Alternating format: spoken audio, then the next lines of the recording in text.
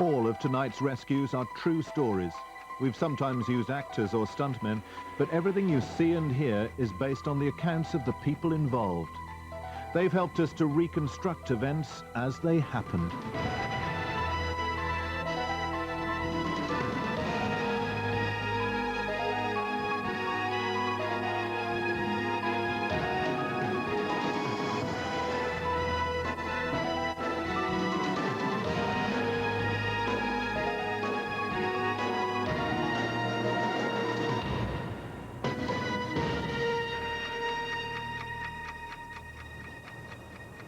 Today there are few clues left to the importance that this wharf used to have as a busy trading centre on the River Trent at Newark, one of the few rivers in the world, incidentally, that flows from south to north. These days the people in these houses find it peaceful living close to the water. It certainly holds no attractions, though, for one Nottinghamshire couple. In fact, Douglas Gascoigne had spent the last 25 years avoiding the water at all costs. But one cold February night, he and his wife Rachel lived through their worst nightmare. In Annex reconstruction, Douglas and Rachel are played by actors, but everybody else takes part as themselves.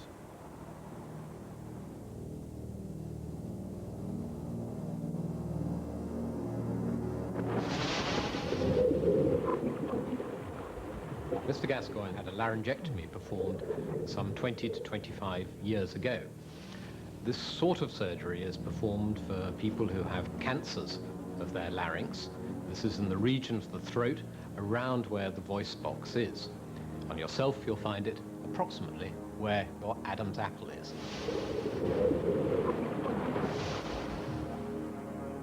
If I can show you a model of someone's throat, when people have cancers in this area, one of the options for treatment is in fact to surgically remove the whole of this area. And consequently, an artificial passage is created through the front of the throat, below the area that's removed for the cancer. This means that on yourself you'd land up with a hole coming out of your throat in this sort of region. And I think probably the most obvious thing that people notice is the loss of the ability to talk.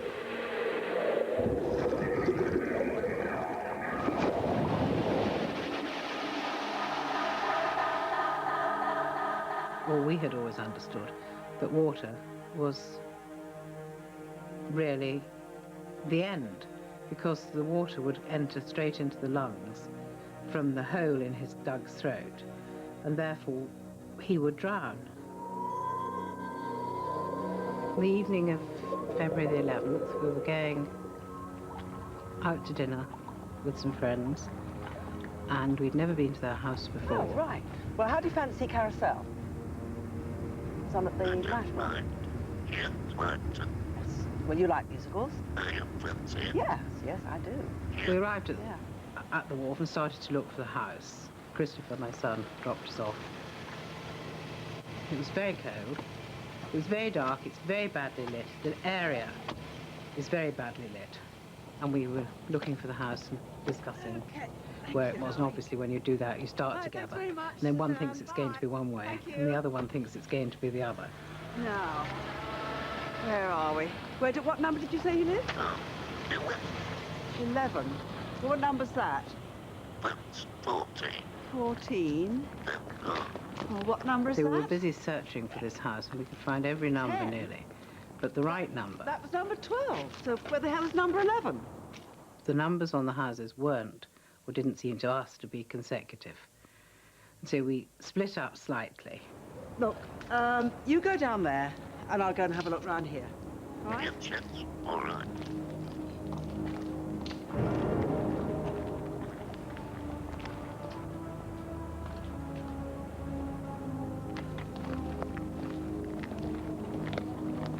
Where is the wretched place?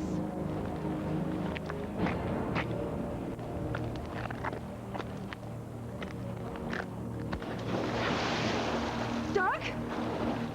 Doug! I heard an enormous splash. And it was as if I was living in Never Neverland. I couldn't believe it could possibly have happened.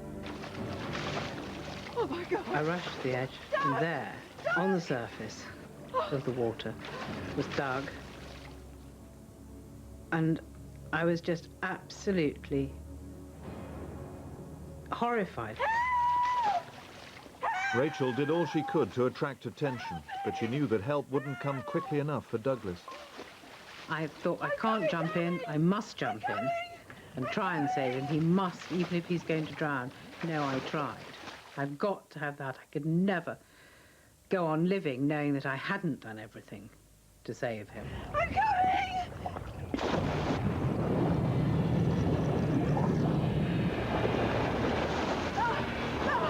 Where are you?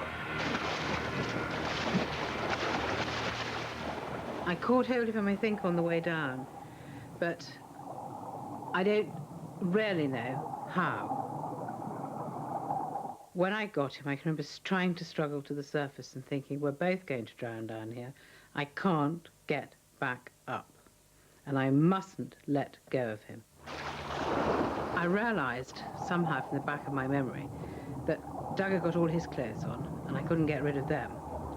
But if I got rid of my cardigan, I would be lighter and I might be able to surface.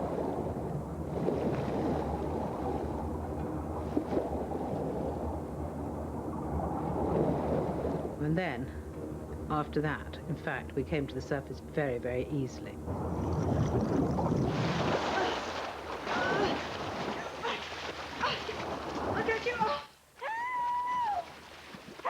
Rachel's cries for help were heard by Richard Morris. Hold on, I'll get a rope.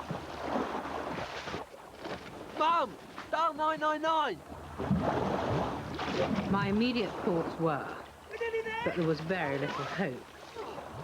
I mean, I was fairly convinced that I was holding a dead body. But having said that, I knew that I had to keep holding him until someone came, just on 1% chance that he could be alive. Grab hold of the rope. Oh, thank you. All right. It took just 7 minutes for the fire brigade to arrive. All the time, Rachel had been fighting to keep Douglas afloat and increase his chances of survival. Is that a tracheostomy? Is he dead? I do remember yelling and yelling and yelling once I knew everybody was there. That he got a tracheostomy, that it was a laryngectomy, that they must treat him totally differently. That he didn't breathe from his mouth, that he breathed from a hole in his throat, that I thought he was dead, but, you know, he drowned and he got a lot of water in him. Douglas's lungs had filled with river water, and his brain was now in danger of being starved of oxygen. He was very close to death. Have you swallowed any No, I'm all right. Please look after my husband. We've got a strong victim here. We fetched him out of the river. Okay. No sign of anything. I was about to extend his neck and start doing some resource when his wife was taken out of a Trent, and she shouted across to me, "It's Dougie Gascoigne. He's got a..." And I knew straight away, because I know of the guy, that he got a tracheostomy. So that he wouldn't be resuscitated as normal through the mouth. They used a bag and mast resuscitator placed over the hole in Douglas's neck to get some oxygen into his blood. Mr. Gascoigne was quite cyanosed, blue, as we could see him laid there. And you just go into a set routine of working. We attempted, 3 or 4 of us, to actually turn Mr. Gascoigne upside down to get some water out of him. He's a big chap, but we had a reasonable amount of success at this. It was a chance in a million that the ambulance crew was so well prepared. That morning when I came into work, I was actually given a leaflet that is given out by the British Tracheostomy Association on how to resuscitate tracheostomy patients, and I commented to Station Officer Barbara about, we don't get one of these in a blue moon, do we? And there I was 6 hours later, we were actually dealing with one. Right, that's got an output, I've got a rhythm, all right? I've got a sinus rhythm. Great. Can I have 2 We clipped him from the monitor at this point, and the best place to be was on the back of the vehicle. Although the ambulance crew had succeeded in getting Douglas breathing again, there was still less than a 5% chance of him surviving without brain damage. The risks that I saw following his mission was that he was very likely to die within a number of hours of admission. In other words, our treatments would not be able to work. If he survived this period, I had real fears of his death a few days later as a result of multiple organ system failures from the lack of oxygen. And if he survived all those events, then due to the period of time that he'd been lacking oxygen, I thought it very likely he could have severe brain damage. Oh, Diane. Hello. How's Douglas getting on? He's actually quite stable at the moment. Douglas was kept unconscious for 8 days in intensive care at Lincoln Hospital, in which time his condition gradually improved. There's quite a bit coming up, but it's fairly weak. Miraculously, he proved the doctors wrong. He'd beaten all the odds. He'd suffered no permanent brain damage. I remember nothing from when I remember thinking, what a way to die. My achievements, and I remember probably a few seconds after that. And then I must have gone unconscious, and I remember nothing till I woke up, or gradually came to a week later in hospital. When Mr. Gascoigne had been in intensive care for about 6 days, as part of the routine care that he was receiving from the nursing staff, he had his hair washed. And it was very dramatic. The moment that water touched his head, he fought hard. And having talked to Mr. Gascoigne since then, he was very frightened at the time that he was back in the river again. In retrospect, it was a clear message that his brain was working extremely well. Douglas went on to make a full recovery. It was the most wonderful experience on Saturday when we had our first really coherent conversation together, and to realise that I was still married to the same man. In fact, who wanted to know what had been happening everywhere, and where was Emma with the market report and the market figures, and what was happening here. And all of a sudden, we knew it was no different.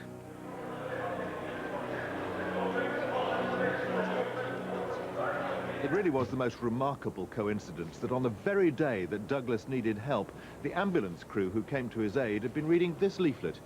It's produced by the National Association of Laryngectomy Clubs, which offers this advice on how you can help somebody like Douglas, one of 10,000 people in this country who can't breathe through their nose and their mouth. If you come across someone who's stopped breathing, lie them on their back and loosen any clothing around the neck. This will let you see if their chest is moving, as well as confirming if they're a neck breather who needs to be resuscitated in a special way. As we saw in Douglas's accident, if you suspect water has entered the lungs of a neck breather, it's vital to get it out quickly to stop them from drowning.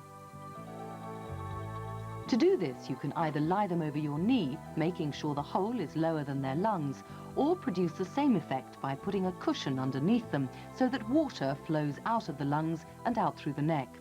When the lungs are clear, you can begin mouth-to-neck breathing.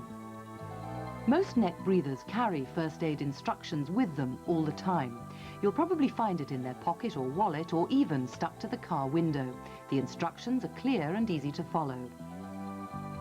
First of all, use a handkerchief to clean the hole, making sure you don't remove any tubes.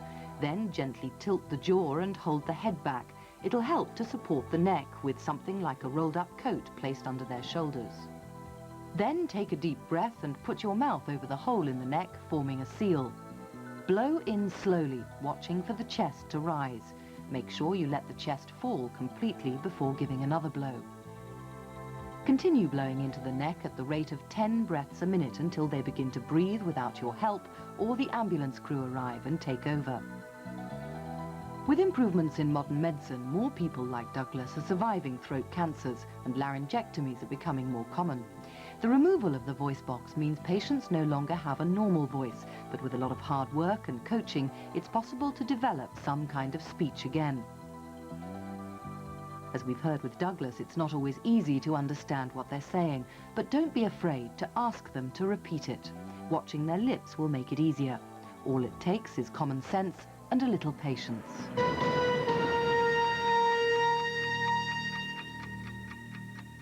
You only need a quick look at the instrument panel of a typical light aircraft to realize that learning to fly is much, much more difficult than learning to drive a car.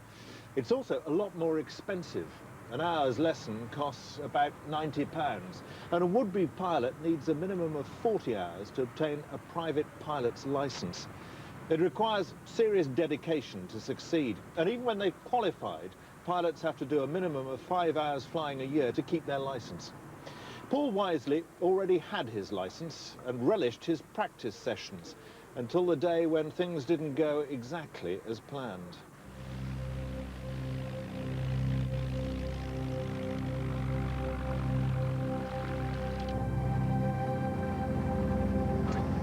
Golf Romeo Bravo India November, ready for departure. Golf India November, take off at your discretion, surface wind 150 at 10 knots.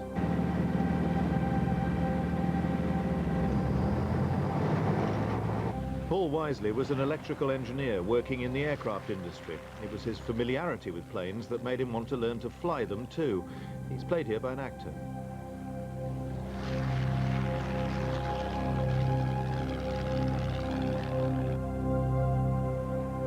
It was lunchtime, and Paul was practicing his takeoffs and landings in what are known as touch-and-go circuits.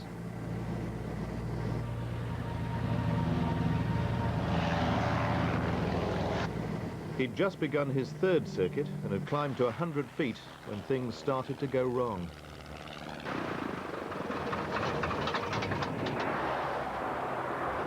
I was travelling back from Gravesend, and as I was driving along, that's when I saw the plane. At first I thought he was actually going to go over the top of the motorway, and then I realised that as he clipped the trees, he was too low. Mayday, mayday, mayday, Golf Romeo Bravo India November. Engine failure. Golf India November, roger, mayday. No one knows why the engine failed that day, but Paul found himself with just 11 seconds to prepare for a crash landing. He was desperate to avoid the busy motorway and was aiming for the hard shoulder.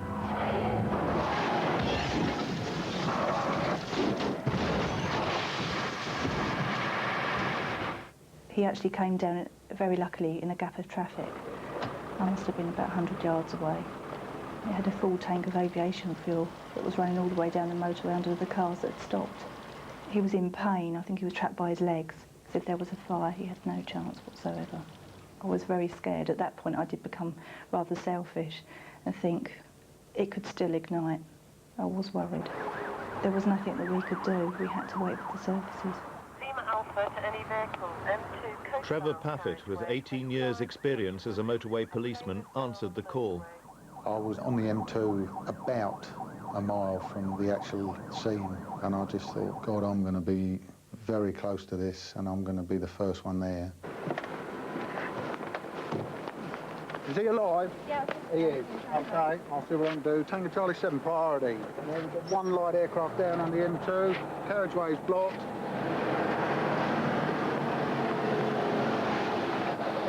London-bound carriageway is now blocked. I need some assistance, urgent assistance, KFB and ambulance.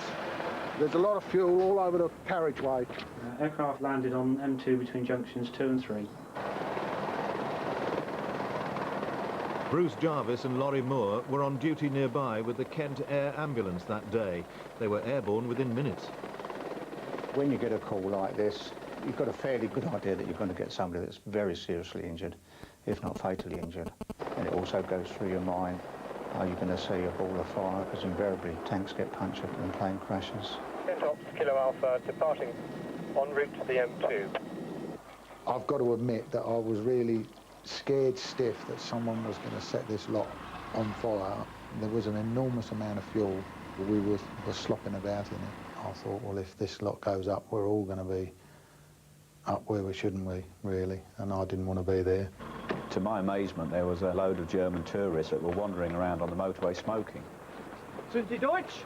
Sind Sie Deutsch? Nicht rauchen, nicht rauchen. Bitte, nicht rauchen. Schnell. I can understand that people were shocked, and I think it's a natural reaction, but there didn't seem to be any concern for the aviation fuel. Komm, komm, zurückgehen. Bitte, in Autobus aussteigen. I think the O-level German helped me, without a doubt. I really didn't expect to find the pilot alive. Looking at the wreckage, I thought nobody's going to be able to survive that sort of impact. Despite the risk of fire, Joanne Baker stayed with Paul until the air ambulance crew arrived. Can you hear me at all? Can you hear me?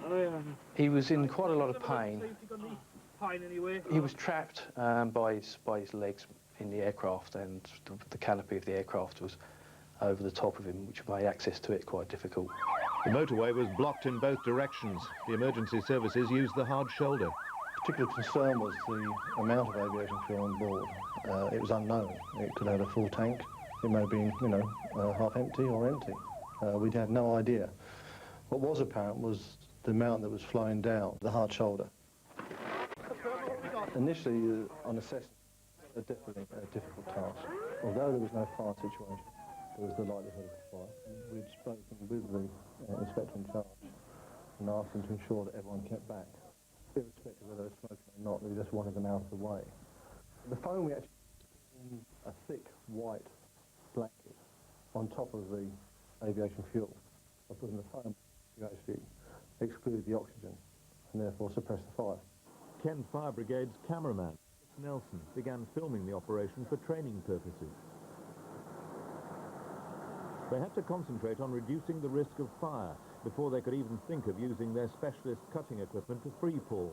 One spark would have been enough to ignite the fuel and put everyone's life in danger. But as soon as the area was declared safe, their attention returned to Paul. His condition was really worrying them. They knew they had to act quickly. Have you got phone there? Yeah. Try and keep as still as you can. We suspected he may have a spinal injury which could be made worse by movement. We have a device which is known as a red spine immobiliser. It will immobilise the spine in the position that you find the casualty. He was sitting up, so we were able to immobilise him in that position. So that was our concern. It couldn't be a speedy extraction of the pilot. It had to be safe but short, slow process.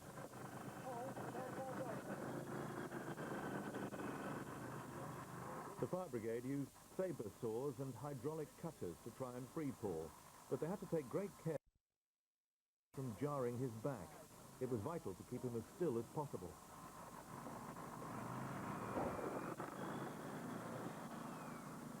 It took them another half hour before they were ready to lift Paul free. One of the busiest motorways in England had been at a complete standstill for hours. We were able to lift him out in a sitting position. That was quite difficult because he had to be lifted over the damaged wing of the plane, over the cockpit. We placed him on the helicopter stretcher, still in the upright position, loaded him to the helicopter, and that's the way he was transported to the hospital, still in a sitting up position. Paul had crushed 3 vertebrae and spent more than a month in hospital. But despite the severity of his injuries, he's now made a full recovery. He'll never forget those 11 seconds that were so very nearly his last. I remember my flying instructor when I was doing forced landing. I'd be happily taking off and suddenly he'd say, your engine's stopped, what are you going to do, you know? And he said, you've got to get this right. He said, one day your life may depend on this, you know. You have a second of disbelief as the engine stops, because you almost want to turn around and see the grinning instructor there who's saying, I'll just pull the power on you and I'm going to put it back on in a minute, but he isn't this. I don't think that your life flashes in front of you as such. There was a vague feeling of summation almost, a bit like the school bell ringing at 4 o'clock perhaps, but no more than that. There was no feeling of impact or pain. The vision went as it crunched up, but your hearing is always intact all the way through. There was a sound like lorries backing over tea chest. I wouldn't say it's put me off flying. The probability of it happening is somewhere around winning the pools, so the winning the pools being more pleasant, obviously. I sat in my car for 4 hours with aviation fuel underneath it, and I must admit, it was 4 hours of my life that I was very scared. I don't have sugar in tea, but I did that day, and I don't smoke, but I also did that day.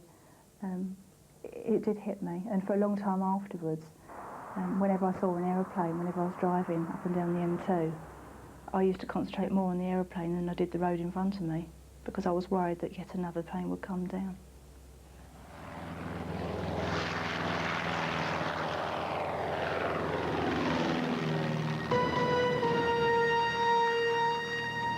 This is the Peranpor Peranpor Surf Patrol's IRB, or inshore rescue boat. It's one of the many life-saving aids pioneered in Australia. There, lifeguards like Jason O'Donnell are highly trained professionals.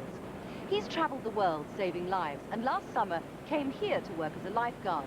He joined this club, which is considerably smaller than those in his native Sydney.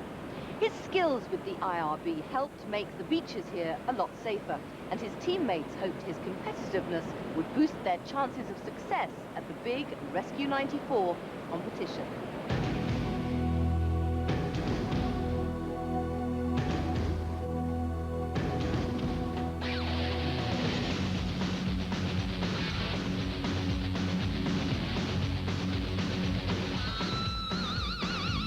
To me, it's not a job, it's a lifestyle.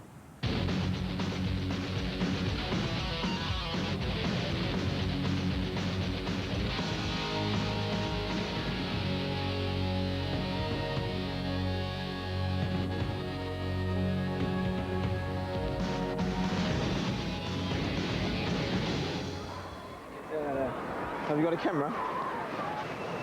What's your name? On holidays from school still? Yeah. Robin and that. How old are you, Liz? 17. Come on, Rob. Come here. Don't drop me. Oh, we won't drop you. Ready, Rob? Yeah. Okay, smile. This casual, we do this all the time. What do you reckon, Rob? I reckon. Not bad looking, was she? Who said I haven't got any nerve? We've got a good mix of people. Everyone has their own little qualities. Someone might be good at first aid or looking after children, where someone might be good at rescuing and getting out fast in a rescue. But here we've got a good balance. The main reason we've got the IRB on life-saving facilities now is because it's a lot quicker to rescue a person with this rather than the conventional method using a board or a ski or a rescue tube. We use the IRB also for a lot of just moving people around on the beach, and you have to come out of the flagged area, just mainly like a sheepdog, I suppose you could call it.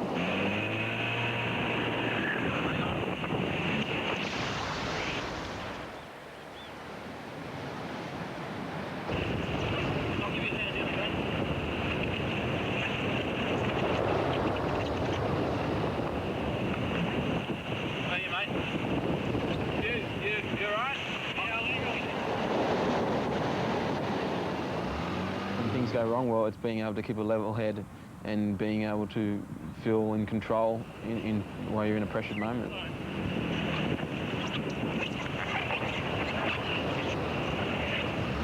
At the moment, I've never really had to put my life on the line to that degree, and I hope I never have to. I'll always go out to help someone, but if I feel that my life is going to be threatened after I've tried and tried, unfortunately I have to say sorry about that, but we've always been taught that. You're not a lifeguard if you're by yourself, because you need backup all the time, whatever you do. Back home in Australia, it's just another job. Well, 95% of the population live by the coast, so in that way they're going to be aware of sea conditions. They still get into trouble in Australia, but in general, they at least know what the red and yellow flags mean. The red and yellow flags are obviously for swimmers, bathers, bodyboarders, any inflatable sort of craft. The black and white checkered flags, they're for hire boards. We have these flags so we can keep people in the area and the safest area for them to use. And it also helps us to know where the people are. But, today being quite a safe day, being very flat, but even so, I've still had a few rescues. So it's the holidaymaker have been quite surprised at this bit. We still have water moving in and out, causing rip currents, and then I think we've had about 5 rescues, 30 lost children. How old are you, Liam? 6. Okay. Right. You can take him up to the surf club up there. Yeah. I'll make an announcement. What's your mum and dad's name, an idea? Ian and Julie. Ian and Julie. What's your surname? Boots. Getting on for about our 30th of the day, I think. they're fooled mainly by the windbreaks. They'll go down with their parents and go swimming, and if the parents go a little bit further out than the children can, the children will soon get bored and they'll start to wander back towards the beach, and they just get confused amongst all the windbreaks, and all we get from is their name, and the parents are in a blue windbreak. I've been coming to Perranporth since 1991-92, that's 3 years. I found out about it from Simon Lawrence, one of my mates. I like the little village atmosphere, and I suppose in a way it's got the small town syndrome, but sometimes that's good and sometimes that's bad. Most of the time I've grown up in Sydney. Yeah, everyone should go and have a look at Sydney. It's one of the most prettiest cities in the world. Competition to me, it means a lot, and I know I've been called arrogant and rude when I'm racing, but I'm sure if you ask any serious competitor, while they're racing, you have to be selfish and you have to think of yourself. Oh, you psych yourself up, and I think of the start, I think of what I'm going to do, I focus everything else out, and I suppose you have to go a little bit tunnel vision. I didn't think, oh, whatever life-saving would bring me so far around the world. It's sort of like an automatic friendship wherever you're going. It's a bit deceiving though. It's a good 3 to 4 foot, 5 foot on the sets, but it's I came down one and took a late takeoff and just threw me sideways. Unbelievable. Haven't been swimming for like that for bloody years. Good fun out there. In the end, high winds are going to bring down dead branches from a tree. But sometimes for safety reasons, or maybe just to make it look better, you need to give nature a helping hand by pruning or felling. It can be dangerous work. Wielding one of these chainsaws when you're trying to keep your balance 20 feet up in the air is a job best left for experts. The specialist skills required by tree surgeons are taught here at Merristwood College in Surrey, where we filmed a reconstruction of what happened to 2 former students only 6 months after they'd qualified. I think we just strip a few branches off. Mick O'Connell takes part as himself. Charlie Spurgeon is played by an actor. Both had a certificate of chainsaw competency, but were involved in an accident every tree surgeon dreads. Charlie was roped in the top of the tree, and he was taken off the side branches to take the weight off the tree itself so we could pull it back into the garden and fell it in that direction. Chainsaws are dangerous enough on the ground, so when we're using them in trees, that's why we use the ropes and harnesses, because if something does go wrong, you're not going to fall. And also we wear the protective clothing. Charlie was cutting away, and then next thing I heard the screams. It was like the screams of someone that thought they were going to die. Like, there's no two ways about that. Mick! Mick, have put me off! I'm bleeding, get me down quick! My first reaction was that he cut through an artery, and I knew that it had to come down very quickly, or he could lose consciousness or bleed to death. I couldn't really move Charlie without getting rid of the saw, so I just unclipped it from the harness and dropped it from the tree.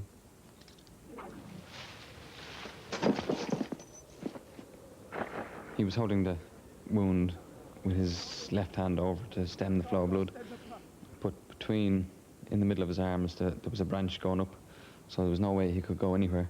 Hey, Charlie, you're going to have to move around. I can't move my arm. He took some persuading to do that, because obviously, as soon as he took his hand off, the blood was flowing pretty freely. Eventually, I did manage to persuade him to move his arm. It was only then that we could start getting down out of the tree, because we were still 30 feet up and he was losing quite a bit of blood still. All through the rescue, I was hoping he wouldn't lose consciousness for 2 reasons. First of all, that he would have been just a dead weight. He wouldn't have been any assistance to me to get him down. And also, if he had released the pressure from the wound, he would have lost quite a bit more blood, which could have been fatal. When Charlie was down, the firemen took over and the paramedics just sat down, and I mean, I was drained after the experience. It was only then that the shock sort of hit. I make a lot of thanks. I mean, I was also lucky. I mean, a few inches out of the way, I could have hit the main artery, hit the bone. These are not toys. One slip, hit an artery, that's your lot. Without him, I would not be here. As one of the firemen said, I asked him, did he have a lot of these cases? And he said, yeah, we've had a few, and he said, chainsaws don't take prisoners.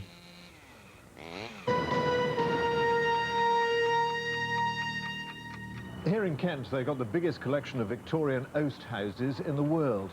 These are part of a popular tourist attraction, but in their heyday, up until the middle of the century, each of those oasts would have dried 45 tons of hops a day to be sent to the breweries. Back then, hop farmers used stilts to reach the top of vine poles 16 feet high, and picking hops was a job for the whole family. Nowadays, heavy machinery makes the job a lot easier, and the seasonal workforce includes students, like 21-year-old Chris Henderson. Our reconstruction begins one cold September morning, as Chris and his 3 friends started work. All 4 men are played by actors. Hop picking was really hard work, really physical, hard labour, but also had a good time together. We used to play practical jokes whenever you could.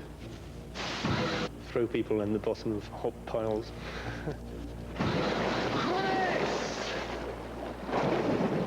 It has to be the most traumatic experience that I've ever been involved with. Chris and I were good friends, having met 3 years before at university. Chris had been hop picking before on a summer job and invited me to come down for hop picking for that summer. Chris was driving the tractor, as always. I was at the front of the trailer, grabbing all the bottom of the hop vines. Tony was on the back of the trailer. Ed was walking along behind us in case we missed any of the hop vines. That morning, was very difficult moving around. It was very muddy. As you were turning corners, the tractor was slipping.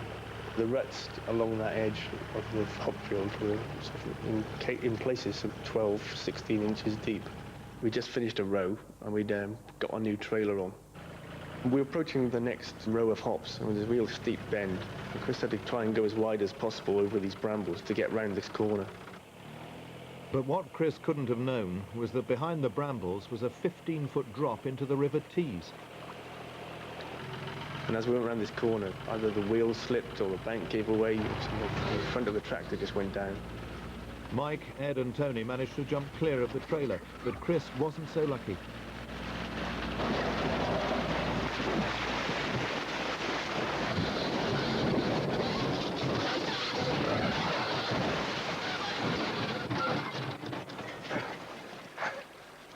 Chris! Chris!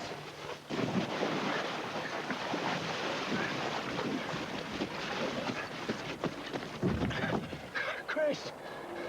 I thought Chris was dead. I thought he was dead. I mean, I couldn't see him. He wasn't in the river. He wasn't in the trailer anywhere.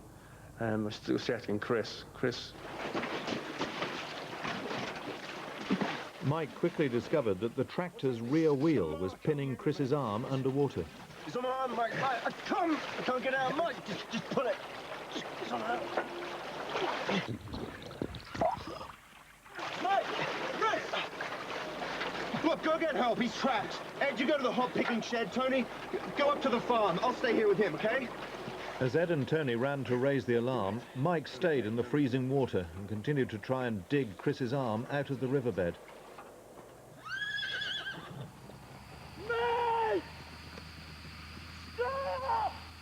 Just keep it going, right? Keep it going. Farmer John Mannington was the first to get there to help, followed minutes later by Stephen Wickham, Chris's boss. I wasn't worried about the tractor at all. My main consideration was the safety of Chris. And when I arrived down there initially, couldn't see Chris at all. He was obviously right under the tractor, and of course one thought the worst had happened to him. They brought a car jack to try and lift the tractor off Chris's arm, but luck wasn't with them. The problem was that the riverbed was loose, and every time we sort of put pressure on the jack, of course, the wheels sort of went down into the bottom of the river, and the gravel shifted and everything else, and of course we couldn't lift the tractor at all. We were there in the water, trying to sort of comfort Chris, really, just sort of being there, but we couldn't do a lot, in all honesty.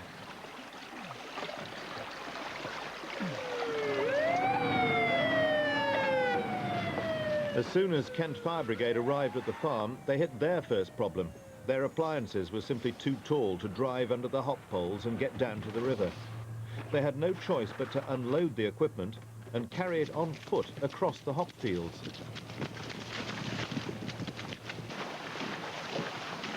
Firemen Cyril Norton and Tony Kettle first needed to know how badly Chris was hurt, but it was already obvious his rescue wasn't going to be simple. He's over here, Gov. His name's Chris. He's OK, but he's trapped by his arm. OK. So what's your arm trapped under Chris? Oh, OK, I'm OK. I was really aware that the water was rising. It had already risen a couple of inches before the fire brigade arrived. But when they got there, I spoke to one of the firemen and said, look, we've got to get him out quickly. You can leave that to us now and get out the way. No, it's all right, mate. I'm going to stay with him, all right? I'll just hold his head. But there's no way I'm leaving. I'd already been in the river for, I don't know how long, with my best mate, and there's no way I was getting out of that river and leaving him alone. Can you feel that? You're OK. You're OK. I expect you're cold, though. When I arrived at the incident, I could see two main problems. One was the level of the water rising around the chap's face, and the other was the tractor and trailer pressing down on his arm, keeping him forced under the water. It meant that we was going to have to be quick because it was quite deep water that he was lying in. The first attempt to get the tractor off Chris, they winched it up and it moved a couple of inches or something, but then it must have slipped or fallen.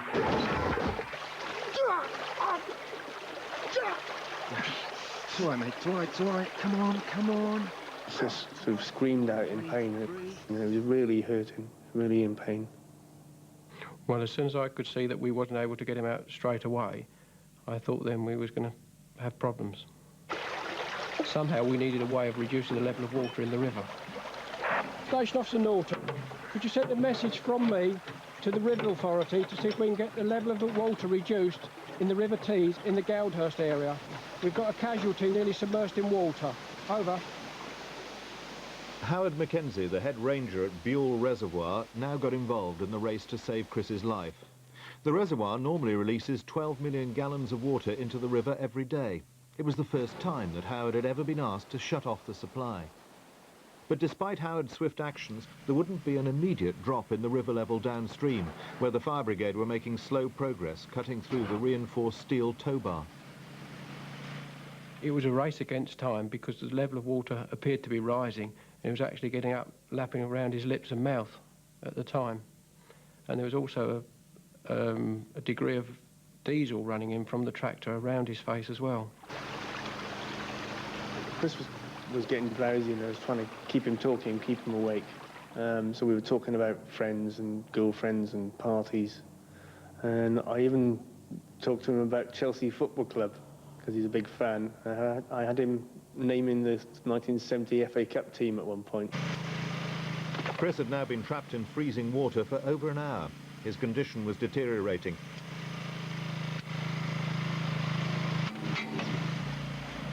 OK, Chris, what we're going to do is put an airbag under the tyre to take the weight off your arm. Let me know if you feel any pain. OK, Chris?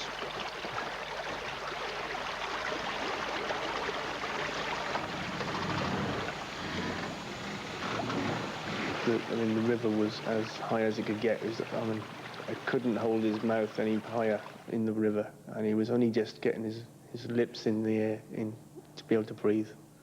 At that stage, it must have been a matter of minutes before he was going to drown right in front of everybody. I was really worried. That was the worst bit of the whole day. Although Chris was just inches from death, the airbags were now helping to take some of the weight off his arm. It was now or never. Everyone braced themselves for one final attempt to free him. Right, is everybody ready? Let's go for another lift. 1, 2, 3.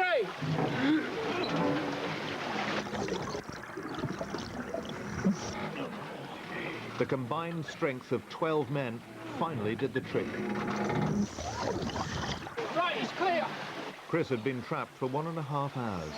Remarkably, though, he walked away with just a few minor cuts and bruises. He'd not even broken his arm. I had the most enormous and overwhelming sense of relief. In actual fact, I didn't feel cold anymore. All I could feel was relief, joy at being out. For the first 10 minutes or so, I felt quite afraid because there was only myself and Mike in the river. Throughout the rescue, I was really too cold and numb to feel a great deal of pain in my arm, but when they lifted it and then lost their grip on it before I could get my arm out, that was very painful. I owe an enormous debt of gratitude to all of the people who helped in the rescue that day, and more than anybody else to Mike, who was the proverbial pillar of strength. Very, very typically at the beginning of the rescue, he jumped in first and thought afterwards when it came to coming to my help. I think I'd been running on adrenaline. I think I was just exhausted. When they got Chris out and pulled him up, I just sort of sat down at the river, at the bottom of the river. After a hospital checkup, Chris was back at work the next day. He most definitely had a near escape, because whenever we're turned out to an incident involving a person trapped under a tractor, we're usually only going there for one reason, and that is just to recover a body.